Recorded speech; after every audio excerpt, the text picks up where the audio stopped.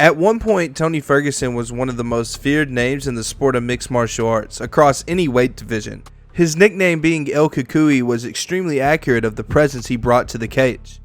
Ferguson was a legit boogeyman in the cage, a whirlwind of unpredictable attacks that stretched across multiple martial arts disciplines. Lead elbows on entries, jabs and straight punches when his opponent's resetting, spinning attacks to take advantage of his own momentum, front headlock snapdowns into Darce chokes, Imanari rolls. He had it all. The point is, you never knew what was coming your way when you fought Tony Ferguson. And then add this unpredictability to a superb athlete who had almost inhuman conditioning and durability. Tony wasn't just going to throw this many techniques at you and fade away, similar to his Zabit nowadays. Tony was going to apply this unpredictable pressure for 5 rounds if he was allowed to do it, and he wouldn't slow down. That's what made him the boogeyman. No matter what you threw at Tony, the unpredictability would never stop pressing you. The boogeyman would get you eventually, even if you fought your hardest. But now, Tony seems to be a shell of his former self. Gaethje destroyed him in the striking department, and then Oliveira and Dariush top-gamed him with relative ease. A common narrative is that Gaethje broke Tony, so that's why he's losing nowadays. But I'm not sure I fully subscribe to that theory. Gaethje definitely broke Ferguson in their actual fight itself, but Tony losing to Oliveira and Dariush showed different holes in Tony's game that were irrelevant to the beating that Gaethje put on him. Tony has always had fundamental flaws in his style. He was a pressure fighter with subpar cage cutting tactics, often attacking in straight lines that would leave him out of position. Fundamentally sound strikers could take advantage of this. See the Michael Johnson fight. He was an extremely active scrambler with a tricky guard, but if you were able to get past his first few layers of takedown defense, you could have success with top gaming him. See the Denny Castillo fight. But what made Tony so special was his ability to overcome these flaws with his incredible physical attributes. It didn't really matter if you could get Tony down if he was constantly working to land elbows, attempt submissions, and go for sweeps. It didn't really matter if you could avoid linear attacks from Tony if he never stopped pressuring you regardless. And, in my opinion, this is why Tony has seemingly dropped off so hard.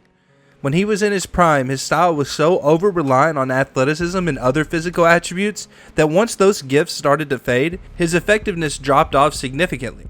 Take Frankie Edgar as a good example of someone who still managed to stay competitive when his athleticism failed him.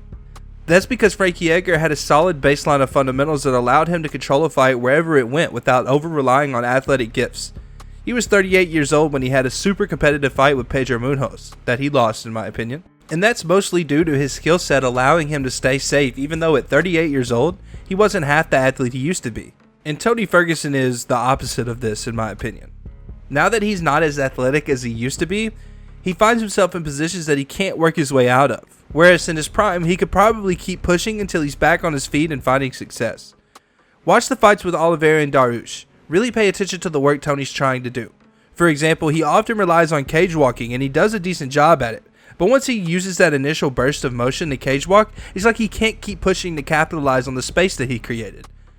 And then watch him on the feet. He's easily pushed back now, whereas in his prime, he could stand his ground at the cost of taking a lot of flush shots. Now when he takes flush shots, he can seize ground. My point is, it's okay to use athleticism to boost your skill set, but it can't be most of your effectiveness. At some point, you have to rely on fundamentals to carry you out of spots where you might be overwhelmed. And it doesn't look like Tony has that at the moment. And that's not to say Tony has no skills and was only successful because he was super athletic. He obviously has a wide array of skills, from straight hitting to submission work to elbow entries, but the style that the MMA community grew to love, the I'm gonna put a pace on you until you break style, is a style that was elevated by athleticism and durability. So now that when he's taken down, he can't mount any offense and escape any position. Whereas in his prime, all he would be doing is offensive work and trying to escape. If Tony Ferguson wants to continue finding success in the octagon, it's going to take a stylistic rework that seems extremely difficult at this point in his career. If he's unable to pressure his opponents without worrying about reactive shots, and if he can't pressure without conceding ground with the first flush shot that lands, he likely needs to adapt a back foot approach that focuses primarily on first layer takedown defense, and countering his opponent's entries, focusing mostly on kicking at distance if his opponent isn't pressuring. These are things that can help Tony avoid being put in positions that he can't escape any longer, and things that can help him stay offensive enough to win fights.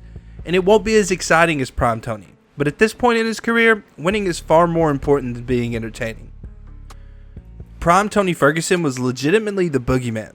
At his peak, which was 2015 to 2017, I think he could have convincingly beaten top lightweight fighters such as Conor McGregor and Dustin Poirier. And I think given where Khabib was technically at 2015, Tony had a real chance of beating him too at that point. Back then, it seemed like Tony encapsulated what MMA could be. A storm of attacks you couldn't predict from various martial arts disciplines, and a storm that never slowed down. He was one of the most entertaining fighters I've ever had the privilege of watching compete at a high level, and I doubt that'll change anytime soon. But Father Time does always win in sports, and sometimes he wins a little harder over some people than others.